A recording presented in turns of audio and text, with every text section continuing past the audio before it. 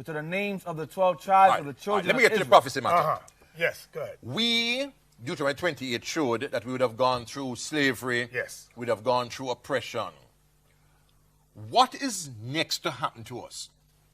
Liberation through Christ, or will there be something else, another form of slavery that we will go through, another tribulation that we'll go through before Christ established the kingdom?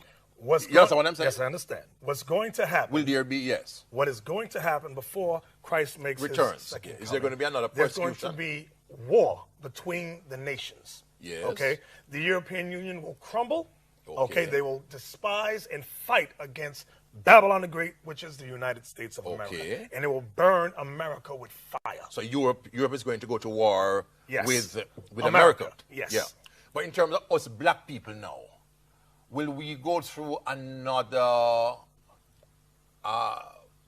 kind of slavery, another the tribulation that slavery was representative of? Give me Noah, Matthew 24. You know what I want? So In other words, what will happen to us immediately before Christ returns? I'm going to show As a people, as a race. As a race. Yes. You know what I want, I Give me thought? that quick. Yes. Yeah. Matthew 24. Come on. Yeah. As it was. Yeah. You got it for me? Yes, verse 38. Matthew 24, verse 38. So to 37. 37. But as the days of Noah were, so shall also the coming of the Son of Man be. For as in the days that were before the flood, they were eating and drinking, marrying and giving in marriage, until the day that Noah entered into the ark, and knew not until the flood came and took them all away. So shall also the coming of the Son of Man be. So that's going to be the outcome.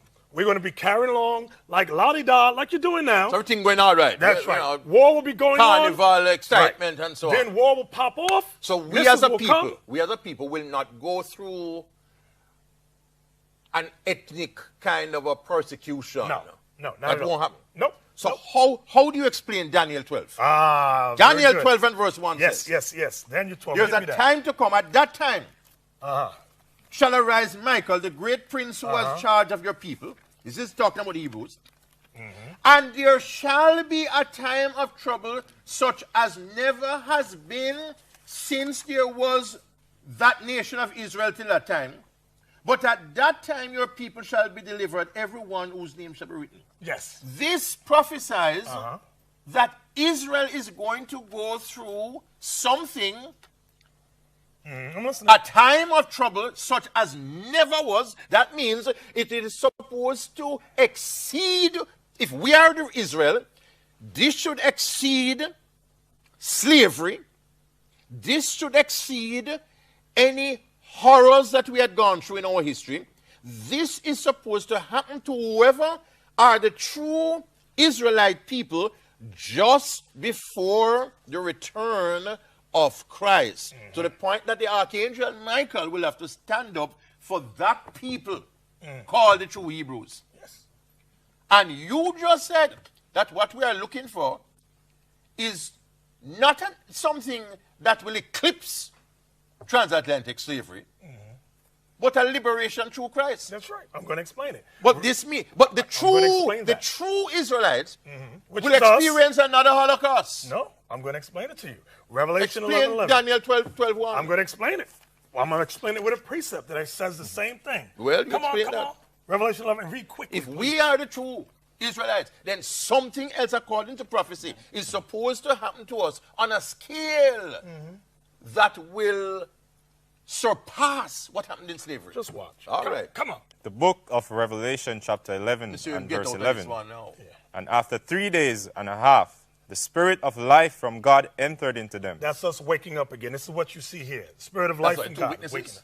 This is, two witnesses of the two kingdoms. Come on. Yeah. And they stood upon their feet. That's what you see now. Yeah. And great fear fell upon them which saw them. Right, because Israel's going to come back together, Judah and Israel. Come on. And they heard a great voice from heaven saying unto them, Come up hither. This is what you call the rapture. Come up hither. Watch this. And they ascended. Go ahead, read it again. And they ascended up to heaven in a cloud. They ascended up to heaven in a cloud, which is a chariot. Here it comes. Yeah. And their enemies beheld them. Our enemies going to see us. Who's the enemies? The white man. Watch this. Verse 13. But you missed it. Come on, Daniel 12. Come on. And the same hour. And the same hour, meaning the same time that we're taking up. Yeah. was there a great earthquake, meaning destruction. and Right? the 10th part of the city fell. Meaning the 10th part of the city is going to be destroyed. This is the great thing that Daniel's talking about, which shall never been since the world began. No, this is nuclear saying Israel. destruction. This is saying the people of Israel.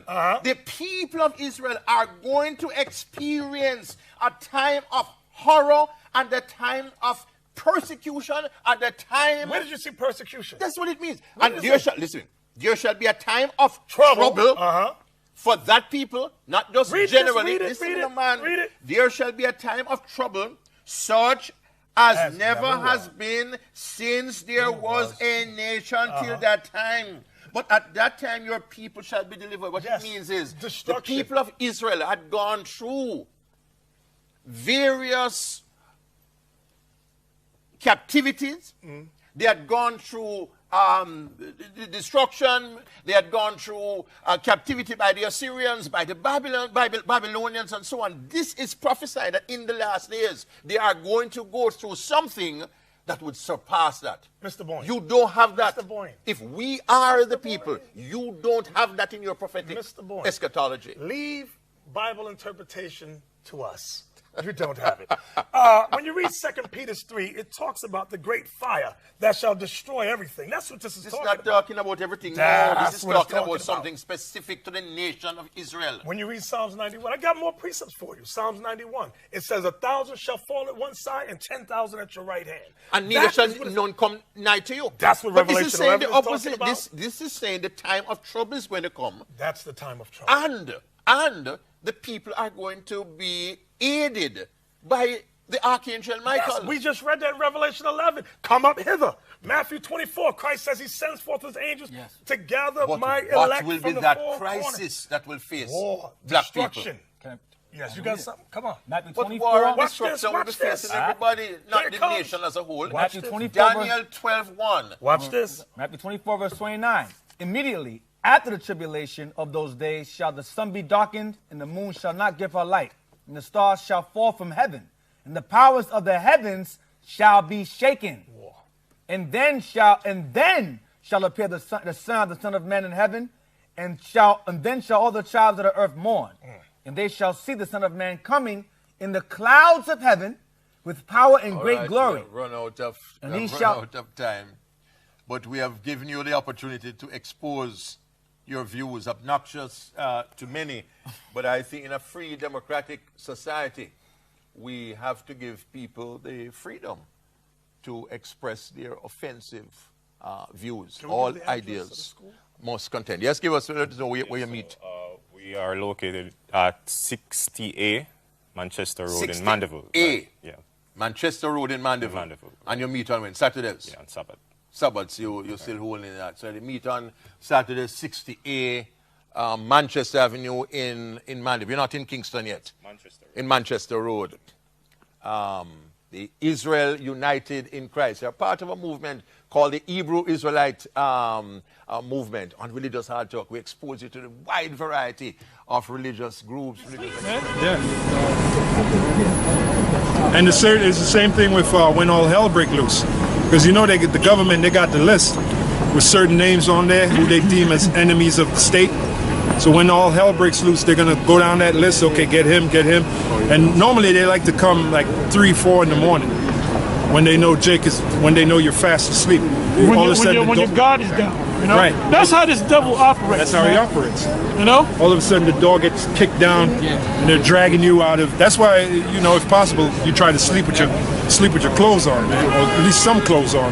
Yeah. Because you never know, man. The door kicked down, they grab you up, you know, drag you out. They showed you that in the movie Handmaid's Tale, the first hour of the movie.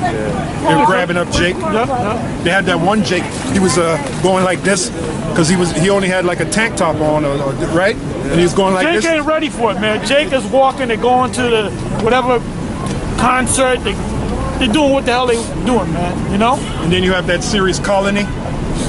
How many of you brothers know about the series Colony on USA? USA, yeah, USA Colony, which alludes to what? The martial law, the concentration camps. Revelation 2:10. Lockdown. So we got to tell you brothers about that, man. We got to prepare you. You know, the fact that look, if you look around, I'm sure they got certain, like probably in that building, they got a certain room where they got all kind of FBI equipment, and they be zooming in, like they show you in Donnie Brasco. When Donnie Brasco be walking, they take the. Man, come on, you got to think like that. But man. then the thing is this: we are out in the open. It's not like we're sneaking around. All they got to do is go to YouTube videos, and they got all the footage they want. You know. But the devil operates like that because he's the devil. Go ahead. Revelation chapter 2 verse 10. Fear none of those things which thou shalt suffer. Yeah, what was that? Last week we had that one brother out here. He said that they had the names of us in the police station. I don't know if you all. Well, I heard about that back in One West. You know? There you go. There you go. So what does that tell you? When the deal goes down, when they're going to find out who's a traitor to the so-called state, they're going to want to round up those names. Get this guy, get this guy, get this guy. Because this is like a crime that we're committing. Really, it's not a crime. We're not committing any crime because we're exercising our First Amendment right and we're reading out of the Bible. That's right. But they really hate the Most High. They hate the Most High and they hate the men of the Most High. That's it. You know? That's right. No, I'm sorry, go ahead. Fear none of those things which thou shalt suffer. Which thou shalt suffer. Now, that's the last book of the Bible, Revelation, right? Which was given to us by the Apostle John on the island of Patmos, right? So what time period is that talking about? Obviously, it's not talking about when he was on the island of Patmos. It's talking about now, brothers. When you read about the beheading, that didn't happen on the island of Patmos. When he was talking about that, he wasn't talking about that period. He was talking about now, the beheading and all that. And then it said of John, when he was on the island of Patmos, before he died, he said, look, you're gonna prophesy again before many kings, peoples, and nations, man, and tongues. Right. So what is that? Reincarnation. Because there's no record of him coming off the island and going out there prophesying, because he was almost 100 years old. So he had to die on the island. Yeah. So that's reincarnation right there. Right. Fear none of those things which thou shalt suffer. Which thou shalt suffer. Go on. Behold, the devil shall cast some of you into prison. That's the white man. That's the elite of Esau. Yeah. When they come and grab you up and they put you in that those camps, wherever they may send you or send us. All right. Go ahead. Yep. That ye may be tried. That ye may be tested. Because our faith got to be. Yahushua was tested to the very end. You know, and he passed the test. That's why he received his reward. So we're going to be tested to the very end. When you get a chance, I go from there to Revelation 3:12. 3 and 12. All right, shalom, Mark. Shalom. And ye shall have tribulation 10 days. Be thou faithful unto death, and I will give thee a crown of life. See that? Be thou faithful unto death. And it means just that. If it comes down to death, we are to be faithful. If it comes down to it. Because we understand there's really no such thing as death. Right? You just go into the spirit world. That's all. From one spiritual plane to the next. That's all. All right? When you die, this spirit that's in you go up into the next, the third heaven. That's right. Right? Which Paul already went there. Give me that right quick, Doc. That's right. That's 2 Corinthians 12.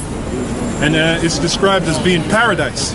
Because Yahushua told that to the dude that was on his right hand, because you had two guys crucified along with Yahushua. You had one on the left and one on the right. The one on the right, Yahushua told him, today you will be with me in paradise. Hey, Yahushua was a tough man. Because they had them railroad spikes in his arm and he was still holding the conversation. Yeah. He was a tough. And the way you died on the cross, when they crucified you, basically you hung up like this, or you using your muscles to hold you up. Right. And eventually, after a while, you might be strong enough. Some guys die in an hour. They're weak. But you hold yourself up, and eventually you're going to get weak. And that weight is just going to take the life out of you, man. And that's what Yahushua had to do, man. He cried unto the Father. He basically he basically kind of lost it, man. Because he said to the Father, he said, my power, why hast thou forsaken me? Now he already knew he was going to be forsaken. He actually felt the presence of the Most High turn his back against him. Because he was turning his back against Israel. He said, look, he was saying Israel, but he took on the sins of Israel and himself when he was Solomon.